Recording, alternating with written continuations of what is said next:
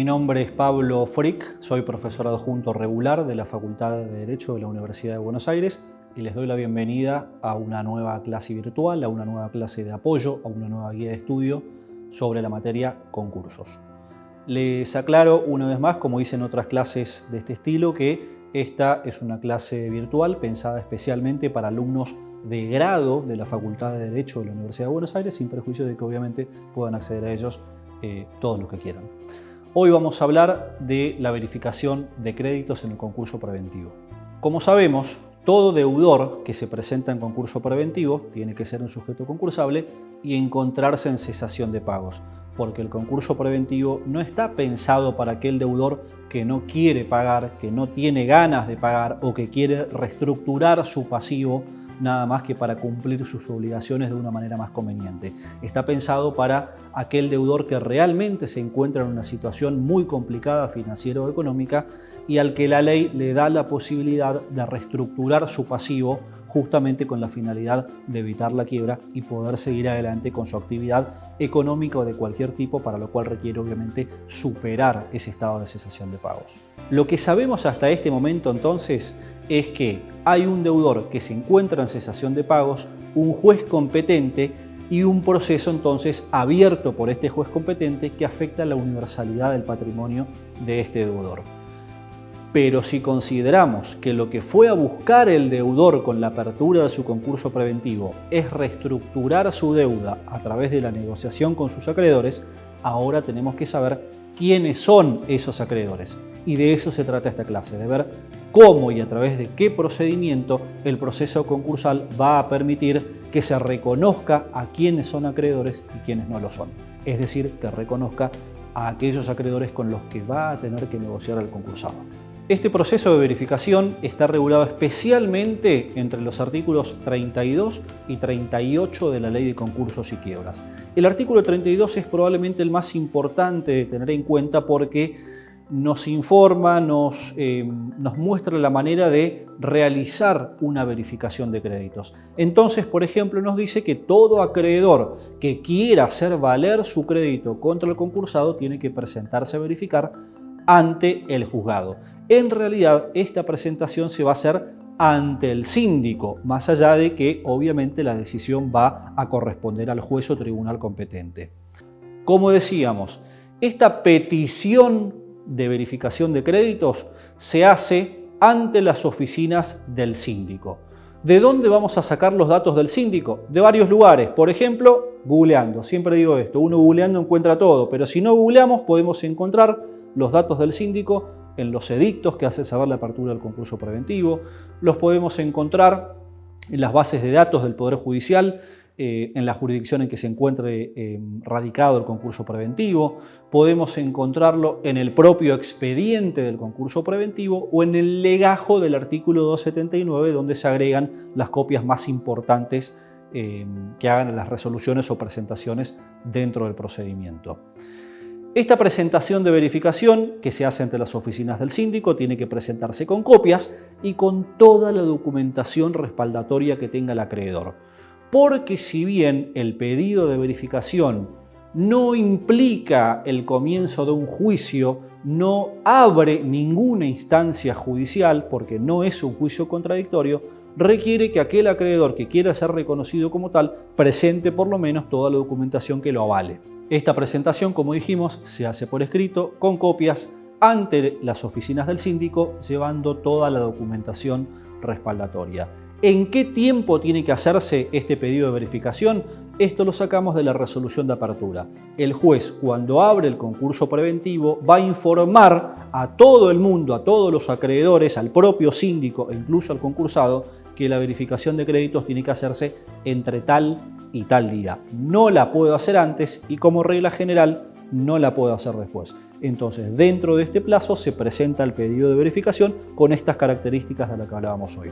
Una cuestión importante a tener en cuenta es que como regla general, hay algunas excepciones como los trabajadores, por ejemplo, como regla general, todos aquellos que se presenten a verificar su crédito tienen que pagar un arancel por ese pedido de verificación. Este arancel tiene varias utilidades, pero la principal es solventar los gastos del síndico justamente en esta etapa del concurso preventivo, donde por ejemplo va a tener gastos comunes como fotocopias, como traslados, como compra de material de librería para ciertos trámites que voy a explicar en un momento, y es devuelto este arancel que paga cada acreedor una vez que el crédito es reconocido, si lo fuera por supuesto. Este arancel hasta hace poco tiempo era de 50 pesos, 50 pesos que venían desde la sanción de la ley 24.522 allá por el año 95 y que duró hasta hace muy poco. De manera que, imagínense ustedes, tenemos a todos los síndicos golpeando las puertas de los tribunales y del Congreso para que se aumente, porque imagínense que no es lo mismo un crédito de 50 pesos allá por los años 90, donde 50 pesos equivalían a $50, que 50 pesos al día de hoy, donde no equivalen ni siquiera a uno. Hoy el arancel es del 10% de un salario mínimo vital y móvil.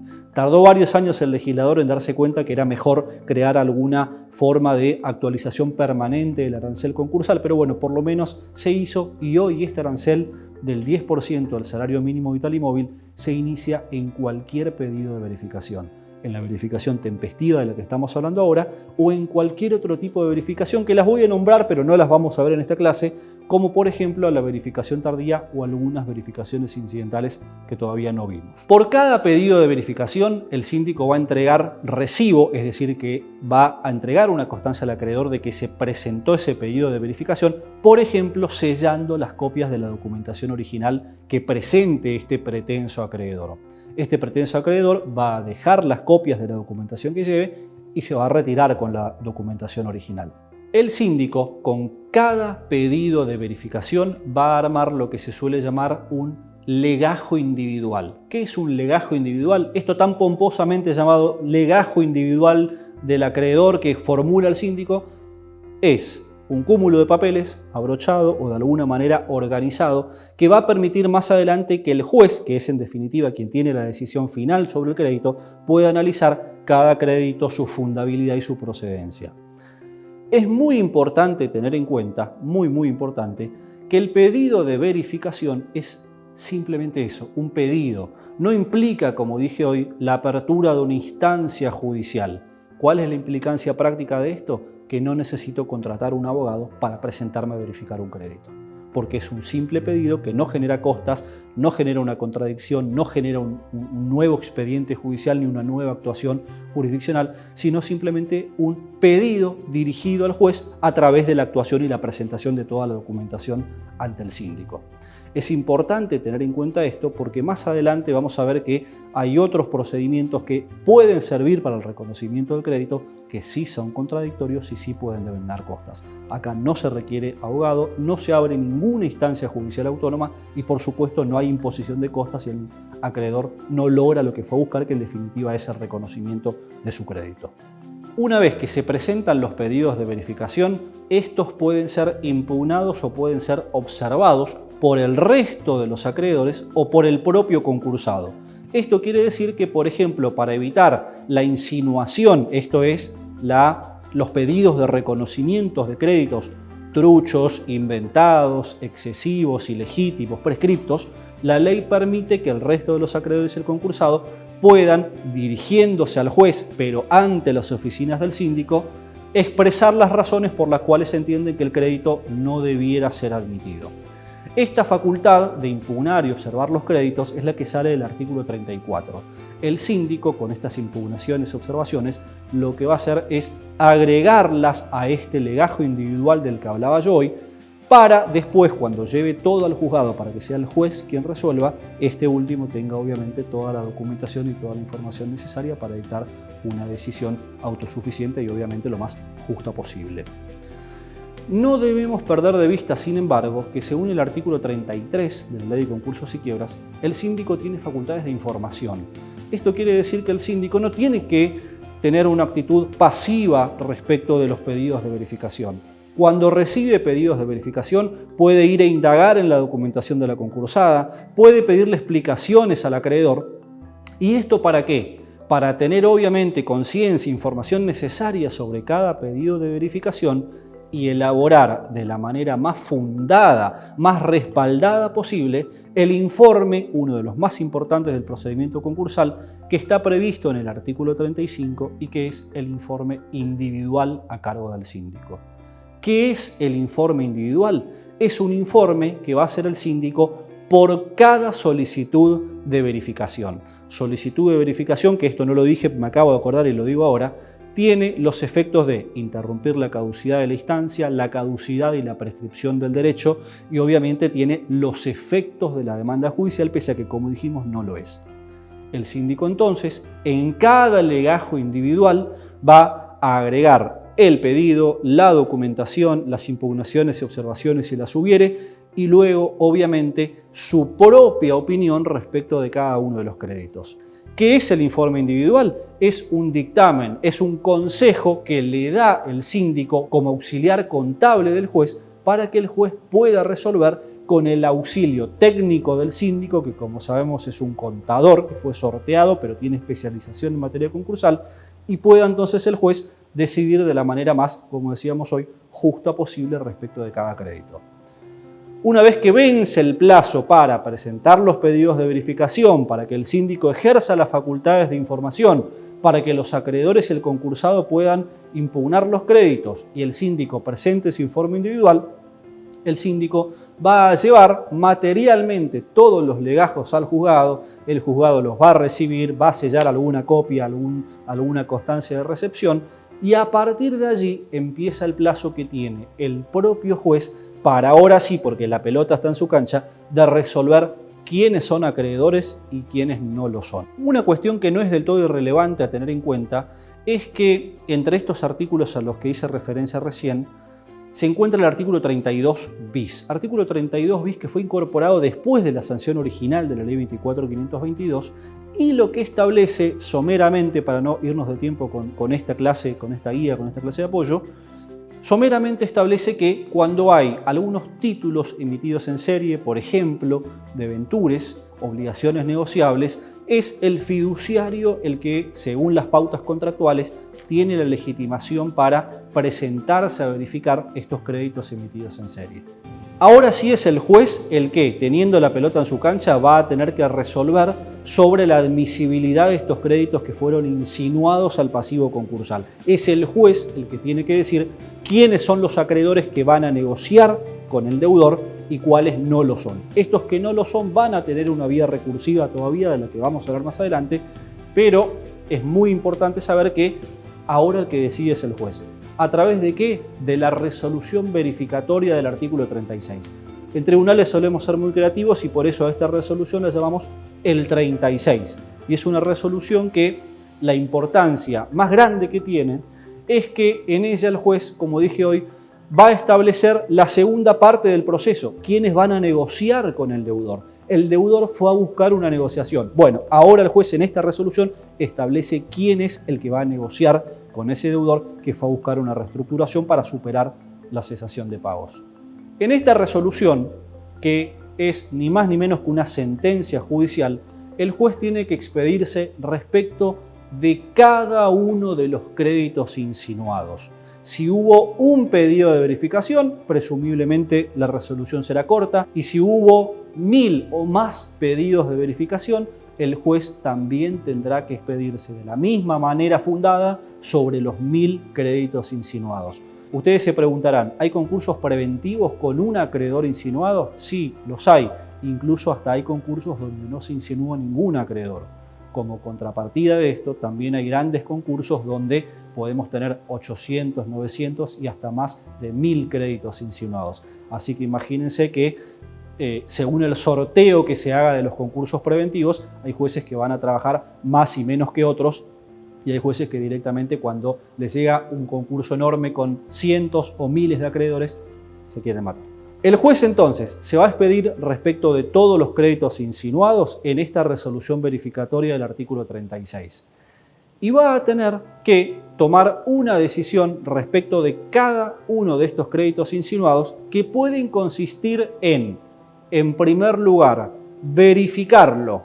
El crédito verificado es aquel crédito que el juez reconoce y que no tuvo ninguna impugnación ni observación. Porque si el crédito obtuvo alguna impugnación u observación, no va a ser verificado, sino que va a ser declarado admisible o declarado inadmisible.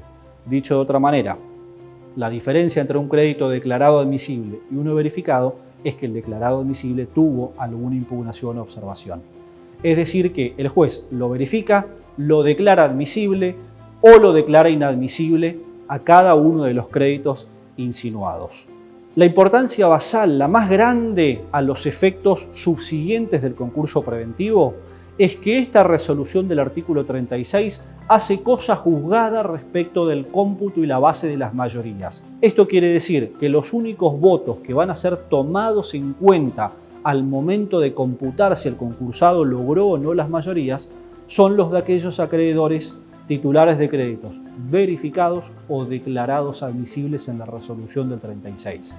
Todo otro acreedor que sea reconocido después no va a intervenir en la negociación. Podrá ser reconocido como acreedor, pero ya no va a votar ni va a deliberar, porque únicamente votan y deliberan, según la regla del artículo 36, los acreedores titulares de créditos reconocidos en la resolución verificatoria. Resolución verificatoria que, lo resalto, lo subrayo y hago mucho hincapié, es inapelable. Recuerden de todas maneras que no es lo mismo decir inapelable que irrecurrible. La resolución del artículo 36 es inapelable, pero tiene algunas vías recursivas de las que vamos a hablar más adelante. Entonces, a modo de conclusión, el periodo informativo arranca con la presentación de pedidos de verificación ante las oficinas del síndico con las formalidades del artículo 32. Continúa con la posibilidad de impugnar y observar los créditos que constan en el artículo 34. Sigue más adelante con la presentación del informe individual del síndico del artículo 35 y concluye por lo menos hasta acá con la resolución verificatoria del artículo 36. Vamos a ver más adelante cuál es la manera de lograr que el juez cambie su opinión o cambie la decisión que tomó en la resolución verificatoria. Pero de cualquier manera, como dije hace unos segundos atrás, esta resolución hizo cosa juzgada respecto del cómputo y la base de las mayorías y es inapelable. Con esto terminamos entonces por ahora la clase de verificación, sin perjuicio de aclarar que vamos a tener alguna clase de apoyo, alguna guía más adelante para las verificaciones que no son tempestivas, como por ejemplo las del artículo 56 que trata el caso de las verificaciones tardías y de las verificaciones tardías que la propia ley no considera tardías. Además de la explicación del pronto pago que ya lo dimos en una edición anterior. Muchas gracias.